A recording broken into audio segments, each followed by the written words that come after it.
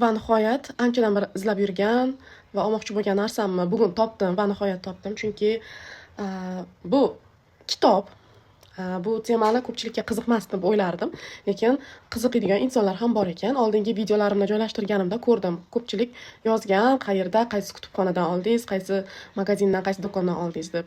Ko'pgina kitoblar yozgan ekan. Kitobga qiziqadigan insonlar ham bor ekan. Kitob mavzusi ko'pchilikni qiziqtirmaydi deb hisoblab xato qilgan ekanman.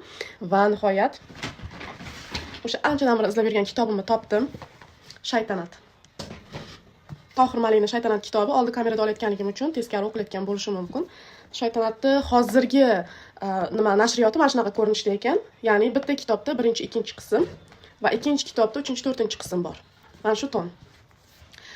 Meni kichkina ham emas, katta ham emas kutubxonamga bu kitob kerak edi.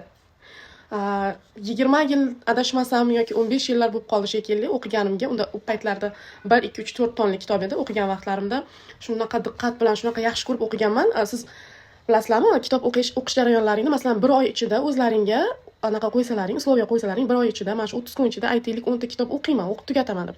Va o'sha 10 ta kitobning ichidagi ikkitasi yoki bittasi sizning kitobingiz bo'ladi-da. Siz uchun yozilgan bo'ladi. O'sha o'qigan kitoblaringiz ichida o'zingiz uchun yaratilgan kitob ekanligini anglab yetasiz. Qachon anglab yetasiz? Chunki siz o'sha kitobda yashaysizda. To'xtatib qo'yib, bo'sh vaqtim o'qib olaman, keyinroq o'qib olaman degan tushuncha bo'lmaydi sizda. Siz uni to'xtata olmaysiz. O'shanda tushunib yetasiz, u kitob siz uchun. U kitob sizniki. Kimlargadir janr to'g'ri keladi, kimlargadir to'g'ri kelmaydi. Bu Shaytanatni ikkita do'kondan so'radim, ikki xil narxda aytishdi va birinchi borgan joyimda tugagan ekan. Nashriyotdan chiqadi, biz olib kelamiz, tugab ketadi. Opa, nashriyotdan chiqadi, biz olib kelamiz, tugab ketadi. O'shaning uchun a'zo bo'lib yozib qo'ysangiz deyishganida, o'sha Silver Book kitob kutubxonasidan olaman. Mana bu 3 ta nomeri. Ular ajoyib anaqa qilishdi. Bitta nomer o'zbek tili badiiy kitoblari uchun, ikkinchi nomer ingliz tili kitoblari uchun, uchinchi nomer rus tili. Uchinchi nomerdagi telegramma rus tili kitoblari uchun ekan. Mana shunga yozsangiz dastavkamiz ham bor deyishdi. Sirazi bildim, Shaytanat kelgan va mana shu qarang, ulgurmasam agar shundan ham qurib qolaman deb bordim, sirazi bordim, mana shu qolgan, bo'ldi. Oxirgi tom mana shu qolgan. Nashriyotda. Mana shuni oldim. Bu meni kitobim. Ya'ni bilaman, bu kitobni mazza qilib o'qiyman va endi bu kitobni o'qishni boshlaganimdan keyin internet olamidan yana uzoqlashaman, uzilaman. 5 kun, 6 kun Shaytanat olamida yashayman. Asadbek bilan, Elchin bilan, Chuvrindi bilan, Kesakpolvon bilan, xullas Shaytanat olamida sayr qilaman, mana shu olamda yashayman. To buni o'qib tugatgunimgacha. Sizni kitobingizligini qayerdan bilasiz, sizni kitobingiz emasligini qayerdan bilasiz desangizlar, masalan, o'sha kitob o'qiyotganlaringizdan bilasizlar. Mana bu kitob men uchun emas ekan. Yolg'izlikning 100 yili. Mana bu kitob, ochlik. Aytishingiz mumkin, bular eng mashhur kitob-ku. Ochlikni ham Instagramda rosa reklamasi ketgan, Yolg'izlikning 100 yili, ito bunga reklama kerak emas deb. To'g'ri. Kimlar uchundir, masalan, ochlik kimnidir kitobi. Yolg'izlikning 100 yili kimningdir kitobi. Bu ikkalasi zo'r kitob. Masalan, bu ikkalasini men hech qachon mana bu ochlik yoki yolg'izlikning 100 yili bunaqa saviyasi past ekan, hozirgi chiqayotgan turk adiblarining sayoz bo'lib chiqayotgan kichkina janrdagi kaktus gullaganda meni kutasanmi, uzoqdansan, sen ayolmish, shu kabi kitoblarni sirasiga hayotda ular yaqinlashib bo'lmaydi bu kitoblarning oldiga. Faqat men uchun og'irlik qildi bu kitoblar. Ya'niki men buni tushuna olmadim. Masalan, Dostoyevskiyni Jinoyat va jazo kitobini o'qishim uchun juda ko'p kuch sarflaganman.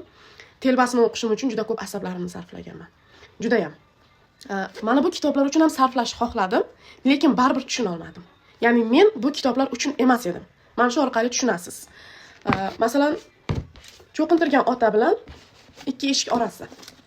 Qo'zichoqlar sukunatining birinchi va ikkinchi fasli. Mana shu kitoblar men uchun. Ya'ni meni kitoblarim. Men u kitoblarda o'zimni topganman. U kitoblarda yashaganman. Masalan, ikki eshik orasida Robiya bo'lib yashaganman. Ikki eshik orasida Qoramma bo'lib yashaganman. Ikki eshik orasida kerak bo'lsa kimsan bo'lib yashaganman. Ikki eshik orasida Shodimurod bo'lib yashaganman. Ikki eshik orasida Uchastkavoy bo'lib yashaganman. Xullas men bu kitobda yashaganman. 1 marta emas, 2 marta emas, 3 marta yashaganman. Har xil kitoblarni o'qish davomida, kitoblarga qiziqish davomida, o'qib ko'rish davomida o'sha reklamalarga qarab yoki bo'lmasam o'zingizning tabingizga qarab, o'zingizning janringizga qarab o'qib ko'rasiz. Muqaddima kitobi Abror Muxtor Ali, ustoz Abror Muxtor Alini tavsiyalari bilan muqaddima kitobini oldim. 500 yillik bilimga ega bo'lasiz deb tavsiya berishgandi. Balkim u kitobni egalari, kitobning ham egasi bo'ladi. U kitobga tegishli bo'lgan egalari o'sha bilimni olishgandir. Va afsuski, men o'sha bilimdan mosuvo bo'ldim. O'sha bilimsiz qoldim. Chunki u kitobni men o'qiy olmadim. Muqaddimani men o'qiy olmadim. Harakat qildim. 3 ta varag'igacha rosa ham o'zimni majburladim. Yo'q, Madina o'tirasa o'qiysan mana shuni. O'sha nima uchun 500 yillik bilimni ular olganda sen olmasliging kerak deb. Baribir unaqa xudo nasib qilmagani bo'lmasa ekan harakat qilganim bilan o'sha muqaddimadagi bilimni ola olmadim. Qabul qilmadi yoki bo'lmasa meni aqlim u kitobni qabul qila olmadi. Lekin u kitobni o'qib chiqqanlarga juda ham havasim keladi. Chunki ular haqiqatan ham juda ko'p bilimni olgan u kitobdan. Agar o'qib chiqqanlar bo'lsa, rostdan ham. O'sha kitobni o'qib chiqib, qanchadir bilimni egallagan odamlarga hasadim keladi hozir. U kitobni dadamga berib yubordim, chunki dadam tarixiy kitoblarni yaxshi ko'radilar, lekin men o'qiy olmadim. Kitoblar haqida gaplashsam to'xtamayman, rosa gaplashkim kelaveradi. Men bu cho'qintirgan otani umuman reklama qilishdan charchamayman, rostdan ham Don Corleone bilan juda ko'p sarguzashtlarni boshimdan kechirganman. Bu kitobda Michael Corleone bilan hammasi bilan bu kitobda yashaganman. O'zingiz o'sha kitobingiz bo'ladi. Ya'ni o'zingiz uchun yaratilgan kitob bo'ladi. O'sha kitobni topguningizgacha juda ko'p kitoblarni o'qib ko'rasiz. Juda ko'p kitoblarni o'qib ko'rasiz. Aytaylik, Molxona bilan Qo'zichoqlar sukunatini solishtirganingizda ham Molxonaning o'zini alohida janri bor. Uni tushunish uchun kichkinagina kitob, lekin uni ma'nosi juda katta. Agar kim o'qigan bo'lsa. Xullas, bu shaytanat kitobini narxi 3 ta do'konni solishtirganman. 3 ta do'konni solishtirdim. Xo'p.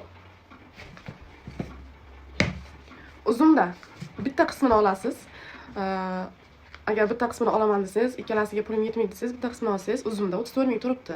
Lekin zakaz qilishdan oldin o'sha egalariga yetib borgandan keyin egalarini qoldirgan izohlarini diqqat bilan o'qing. Chunki juda ko'p izohlarda mana bu Tohir Malikni shaytanat kitoblarida ichidagi hikoya o'sha shaytanat haqida emasligi ko'pgina mijozlar tomonidan yozilgan. Ichida umuman boshqa nashriyotdagi boshqa kitobni hikoyasi keltirilgan. Bu roman o'sha shaytanat emas deb yozilgan. Va ikkinchi minus tarafini yana yozishganki, o'sha kitobning ichi birinchi qismi yaxshiroq kelgan, ya'ni kir emas, sarg'aygan, lekin kir emas deyilgan. Ikkinchi qismiga keladigan bo'lsak, ikkinchi qismini ichi suv to'kilgan, sarg'ayib ketgan. Afsuski, men buni sovg'a berishga olgan edim, podarkaga olgan edim. Iltimos qilamiz, o'sha uzum xodimlariga deyishgan, e'tiborliroq bo'ling deyishgan. O'shaning uchun uzumda bitta ton 34 ming, 40 ming, 44 ming turibdi. Ikkita ton 160 mingdan 130 mingdan 150 minggacha turibdi. Samarqand shahridagi ikkita do'kon, Yoshlar markazida Silver Bookda bu 120 ming, ikkita toni va o'sha birinchi do'kon nomi esimdan chiqdi, uzr kechirasizlar. U do'konda 140 ming ikkita toni turibdi. Lekin bular alohida sotilmas ekan kitob do'konlarida. Faqat uzumdan alohida topib olishingiz mumkin. Va oldingi safar 1-2 marta qo'ygan videolarimda namuncha kitobingni maqtaysan, namuncha kitobingni maqtaysan deb yozishibdi. Kitoblar bilan maqtashlikni bundan ham ziyoda qilsin Allohim. Kitoblar bilan maqtanishlikni bundan ham kuchli o'sha juda ko'p kitoblarni o'qiy olmasligimdan afsuslanaman. Zo'r kitoblar bor. Insonni hayotni tushuntirib bera oladigan, hayotga boshqacha ko'zlar bilan qaraydigan kuchli insonlarni, kuchli olimlarning kitoblari bor. Afsuski ko'pi o'zbek tiliga tarjima qilinmagan va o'zbek tiliga tarjima qilinganda o'sha kitoblarni o'zini haqqoniy tilidagi tarjimasi albatta o'zgarib tarjima qilinadi. O'zimizni mentaliyatimizga, o'zimizni holatimizga qarab tarjima qilinadi va ko'pgina so'zlar shakli o'zgaradi. Afsuski ingliz tili, rus tilini to'liq tushuna olmaganligim sababli unaqa kuchli kitoblarni o'qiy olmayman. Shu narsadan faqat pushaymon qilaman. Lekin kitoblarimda maqtanishda davom etaman, chunki men yaxshi ko'raman kitoblarni, o'qishni ham yaxshi ko'raman, yaxshi kitoblarni o'qishni yaxshi ko'raman.